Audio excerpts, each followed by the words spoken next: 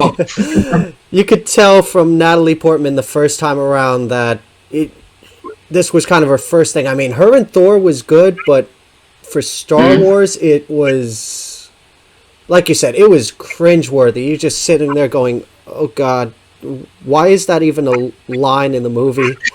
Who did it? Who did the makeup and the hair?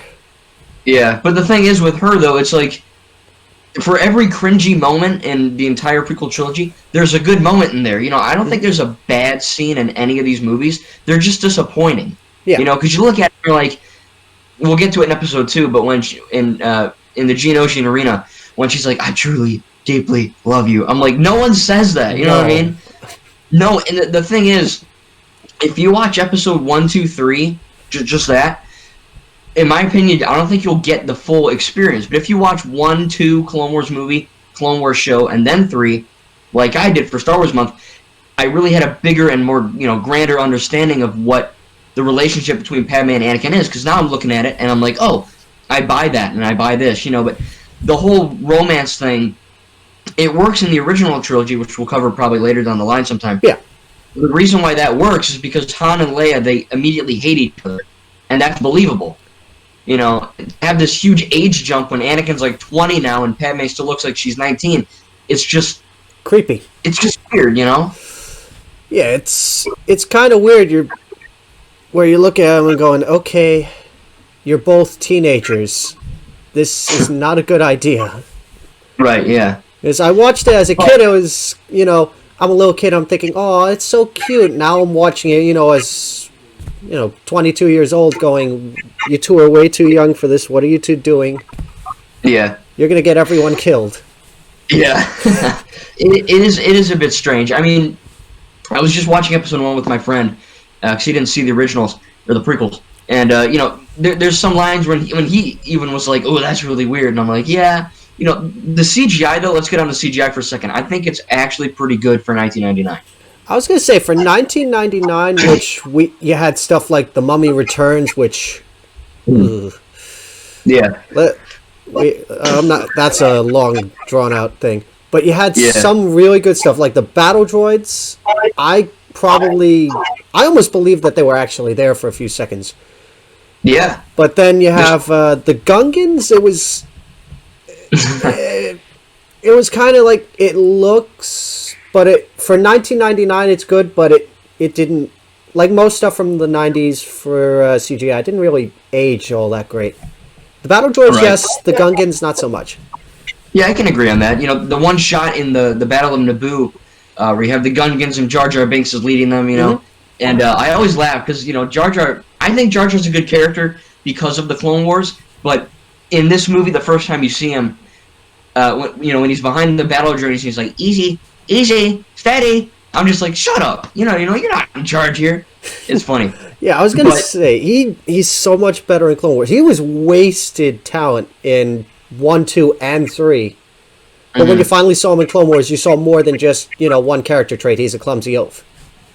Yeah, that's the thing. He has a, I don't know, girlfriend or wife, but that other Gungan that he likes in the Clone Wars show, he goes on missions with Mace Windu to defeat Mother Talzin. I mean, it's just so cool, I mean, the first movie, he's getting his hand stuck in, Anakin's pod racer, and then, the next movie, he really F's up by getting Palpatine power, or Chancellor Palpatine, emergency powers, which, if I believe correctly, after episode 3, after he attends Padme's funeral, he gets banished again from Naboo, and he just performs for, like, little kids, and it's kind of sad, because he actually does things in the Clone Wars, and it makes him a good character, and then he gets screwed up again. I was going to say, he's pretty much the whole reason this story happens. And yeah, why Palpatine is in power. That's probably why everyone hates him.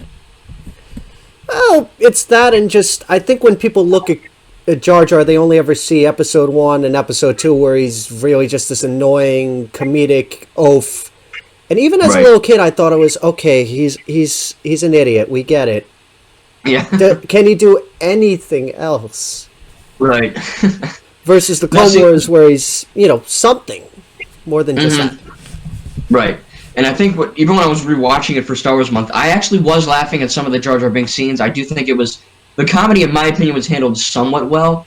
But like you're saying, he's just a character that's supposed to be an idiot. You know, you have characters like, you know, every other character in the world. The friggin' Gonk droid has more, you know, power than this guy does. You know, I don't know. It's just strange. But you know, let that sink in. But like I said, going back to the CGI, that shot in Naboo when Jar Jar Binks is leading him, and they, I think one of the battle droids like goes like this with his gun and takes the blaster out. I mean, it looks so photorealistic for 1999. I was going to say, even by today's standards, it still looks pretty good. A little touching up, maybe, but it still looks good. For sure, yeah. And you can tell that they had, you know, the original trilogy was more or less about puppets and practical things. And then when 1999 came out, George was like, okay, well, you know, there's going to be a lot of CGI, so we're just going to CGI the whole thing. And I was like, oh, you barfed out CGI. You know what I mean? It's almost, and especially episode 2, when we get to that in a minute here, that's a CGI nightmare. Oh, you know. Oh yeah. But going back to episode 1, there were definitely a couple of good parts. Especially going back to the CGI, the pod race. Yes. After watching that pod racing scene, everyone I knew wanted to just go pod racing. They wanted that to be the next big thing. I think if I remember correctly, when I reviewed that scene, I loved the scene because it was fun. It was, you know, entertaining. It was different than what we've seen. But I think my only issue was that it lasted too long. And I say this all the time. Even if you have something that's really good, if you make more sequels, like a Joker 2 and a Joker 3, maybe that won't work. Or the pod racing scene. It's a great scene. It looks great. It's fun. But I think that when they show all 3 laps, it really does feel like, okay, it's fun. You know, I feel like George is like, okay, we got to push this out. But it's still a fun scene, you know. Yeah.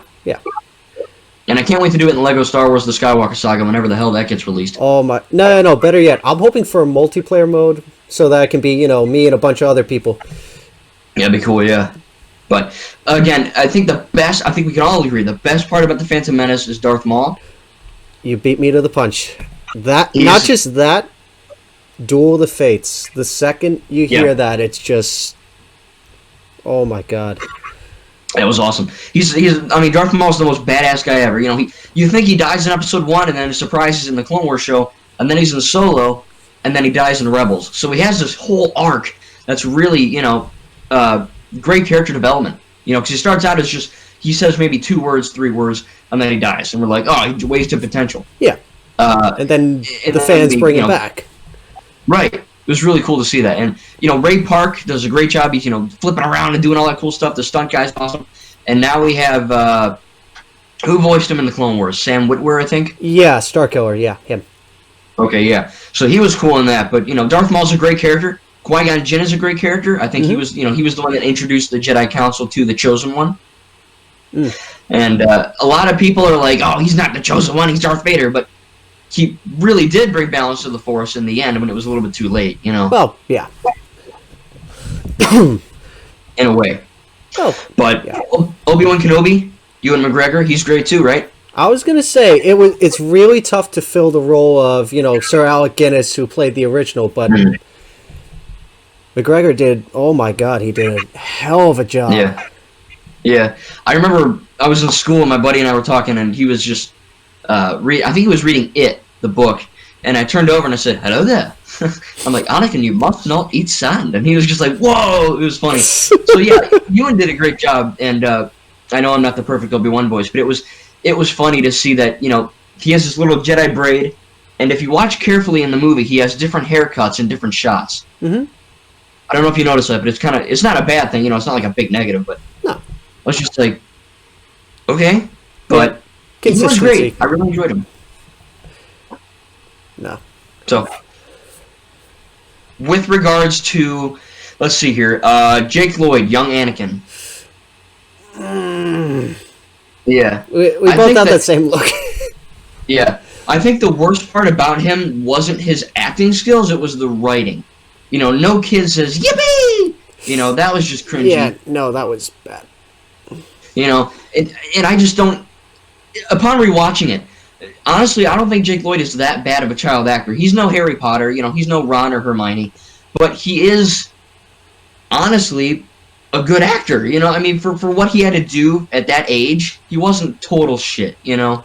I think the writing was. Oh no, the writing, it's like they went too far and too extreme with each thing, especially, the little kid, the bumbling idiot, the, the silent, deadly assassin. They just went for the most extreme, bare bones description of someone. Which sometimes works. Like Darth Maul, it works. Him not saying anything, I think, went better than him saying, a million lines. But Anakin, it just... Ugh. Even when we get into episode 2 and 3, it's... The writing for Anakin is just... Yeah. Ugh. Honestly, that's the worst part about the prequels. I think that's why everyone... I think a lot of people are starting to like it, but the prequels are honestly my least favorite thing about Star Wars, and I still love them. It's just that as a film critic, the writing just isn't there in the originals and the sequels, and even the Clone Wars show. But they're still good they're good Star Wars movies, but if you look at them as just normal films, sometimes they fall apart. But all in all, I think Episode 1 has some really good scenes, pretty good acting for the most part, and pretty good writing for the most part. But for every good scene, I think there's a bad scene that kind of doubles that, But